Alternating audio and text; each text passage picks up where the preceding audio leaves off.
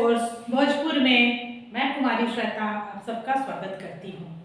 बच्चों, वार्षिक माध्यमिक परीक्षा 2022 की तैयारी के लिए आज मैं आपके सामने अर्थशास्त्र विषय लेकर के आई हूँ। बच्चों, हमारे अर्थशास्त्र का पहला अध्याय है अर्थव्यवस्था एवं उसके विकास का इतिहास। इसका पहला भाग से कुछ महत्वपूर्ण प्रश्न मैं आपको बारी बारी से बताऊंगी जो अक्सर माध्यमिक परीक्षा में पूछे जाते हैं। बच्चों, तो शुरू करते हैं आज का अध्याय। हमारा पहला प्रश्न है कि एक अर्थव्यवस्था के कौन कौन से क्षेत्र होते हैं। तो इस प्रश्न का उत्तर देने से पहले बच्चों मैं आपको अर्थव्यवस्था क्या है ये बताना चाहूंगी कि अर्थव्यवस्था आर्थिक क्रियाओं का एक ऐसा संगठन है जिसके अंतर्गत लोग काम करके अपनी आजीविका को चलाते हैं। तो बच्चों, आर्थिक क्रिया का मतलब क्या होता है? तो आर्थिक क्रिया के अंतर्गत वे सभी क्रियाएं आती है जिससे हमें आय प्राप्त होता है।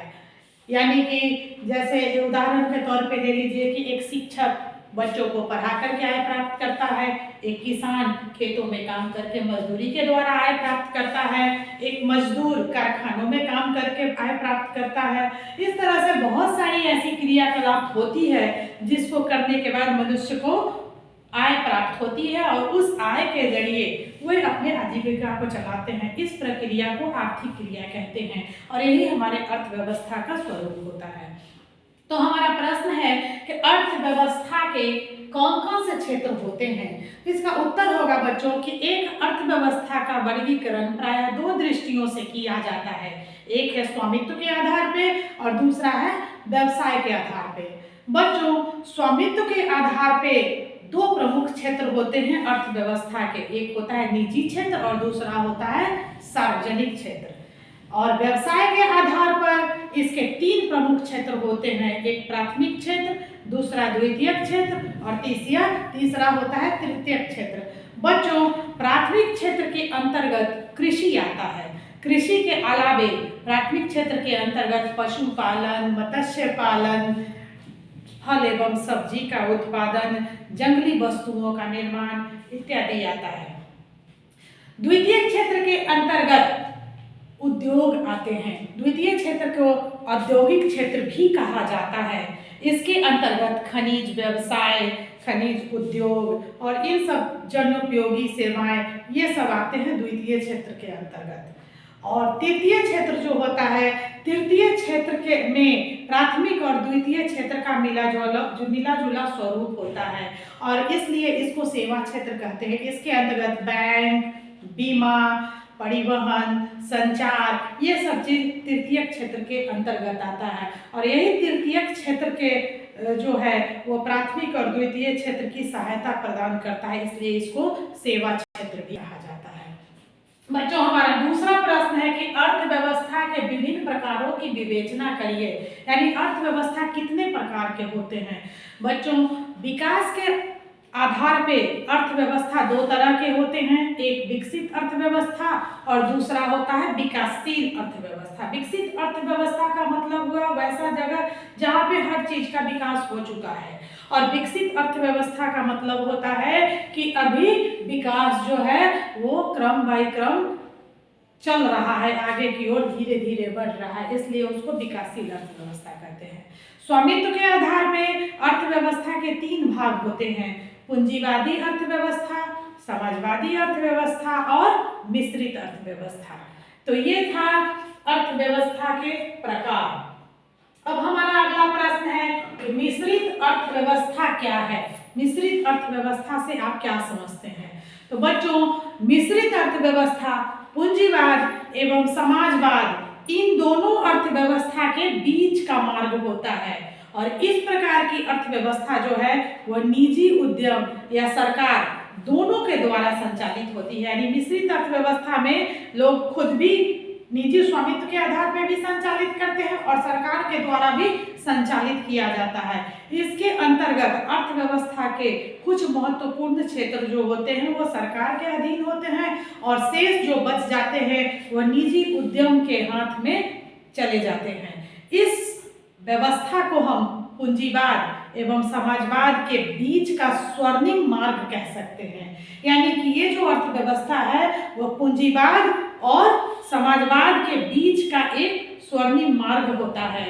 इसलिए हमारा भारतीय अर्थव्यवस्था जो है, भारत की अर्थव्यवस्था जो है वो मिश्रित अर्थव्यवस्था का एक उदाहरण होता है। इसके बाद का हमारा प्रश्न है कि पूंजीवादी अर्थव्यवस्था और समाजवादी अर्थव्यवस्था में क्या अंतर होता है। हमारा अगला महत्वपूर्ण प्रश्न है कि पूंजीवादी अर्थव्यवस्था और समाजवादी अर्थव्यवस्था में क्या अंतर होता है। बच्चों, पूंजीवादी अर्थव्यवस्था जो है वो आर्थिक व्यवस्था का वह रूप होता है जिसमें संपत्ति एवं उत्पादन के साधनों पर किसी व्यक्ति या निजी संस्था का अधिकार रहता है, और इस प्रकार की अर्थव्यवस्था जो है वो लाभ के लिए चलाई जाती है, जबकि समाजवादी अर्थव्यवस्था में उत्पादन के सभी साधनों का प्रबंध सरकार के हाथों में होता है।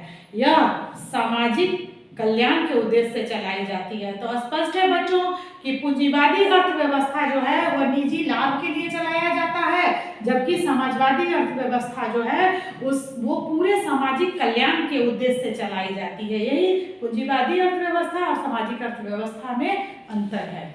इसके बाद का हमारा प्रश्न है कि अर्थशास्त्र में उत्पादन के कौन कौन से साधन हैं। बच्चों, पिछले कक्षा में हम पढ़ चुके हैं उत्पादन के साधनों के विषय में। तो उत्पादन के 5 साधन होते हैं। उत्पादन के कितने साधन होते हैं? उत्पादन के 5 साधन होते हैं, जिसमें पहला है भूमि, दूसरा श्रम, तीसरा पूंजी, चौथा संगठन और 5वां साहस होता है। भूमि का क्या मतलब है? बच्चों, जैसे ही भूमि का हमारे सामने शब्द आता है तो हमारे दिमाग में जमीन के ऊपरी सतह ध्यान में आता है, लेकिन बच्चों अर्थशास्त्र में भूमि का मतलब प्रकृति के द्वारा मिले गए वो सारे चीज आते हैं जिसका उपयोग हम उत्पादन की क्रिया में करते हैं। जैसे भूमि के अंतर्गत नदी, तालाब, पेड़ पौधे, ये सारे चीज आते हैं, और इन सभी चीजों की सहायता से ही उत्पादन संभव हो सकता है। दूसरा साधन है श्रम। बच्चों, हमारे पास में भूमि है और हमारे पास में हम मेहनत करने के लिए तैयार ही नहीं है, तो जब तक हम श्रम नहीं करेंगे उत्पादन हम नहीं कर सकते हैं। और ये श्रम जो होता है वो 2 तरह के होते हैं, एक मानसिक और एक शारीरिक। मानसिक श्रम जो होता है कि जैसे हम आपको पढ़ा रहे हैं, आज हम आपको किसी चैप्टर के विषय में समझा रहे हैं, तो ये मानसिक श्रम के अंतर्गत आया।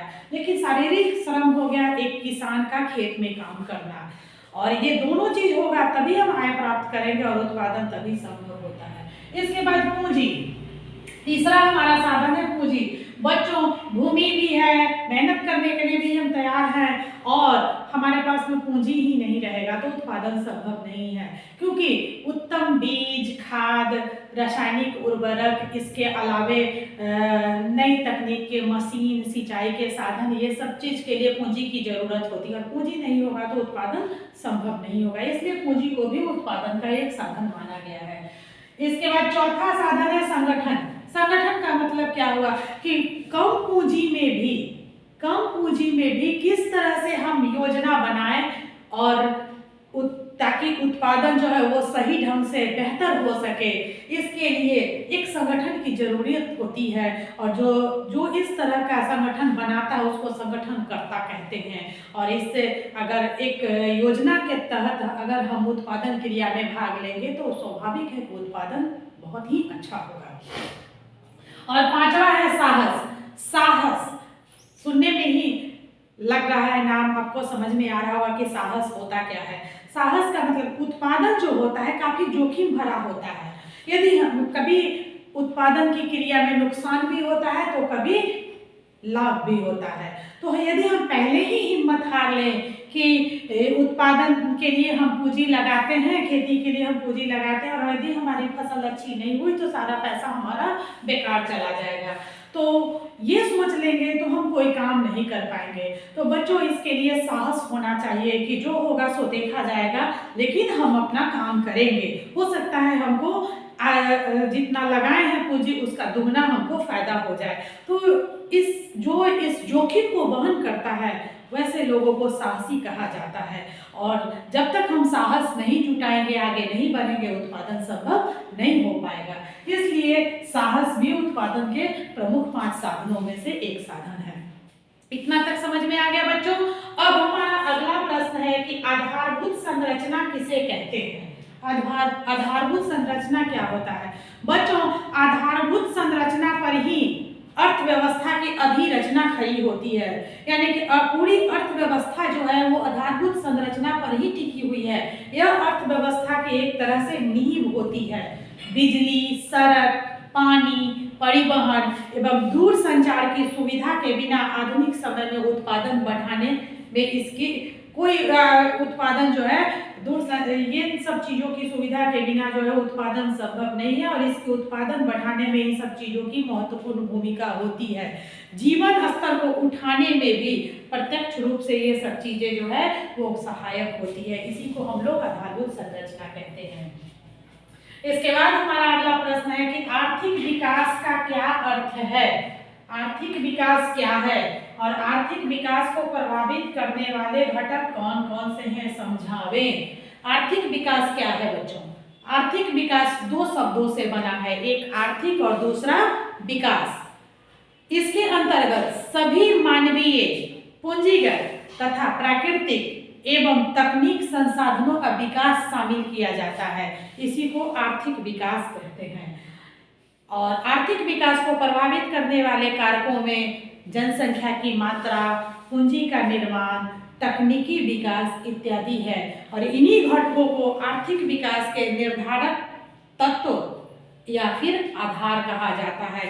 यानी कि यही सब घटक जो हैं जो आर्थिक विकास को निर्धारित करते हैं। इसलिए इसको महत्वपूर्ण माना जाता है कि कितना आपके देश में जनसंख्या है, वहाँ पूंजी का निर्माण कितना होगा, तकनीक विकास वहाँ पे किस तरह का है, ये सब चीज़ एक तरह से आर्थिक विकास के लिए महत्वपूर्ण होता है। बच्चों, आज इस चैप्टर का इतना ही प्रश्न आपको आशा करती हूँ कि समझ में आया होगा। इसी चैप्टर का दूसरा भाग में कुछ और मैं प्रश्नों को लेकर आपके सामने पुनः अगले वीडियो में उपस्थित होंगी। तब तक के लिए धन्यवाद।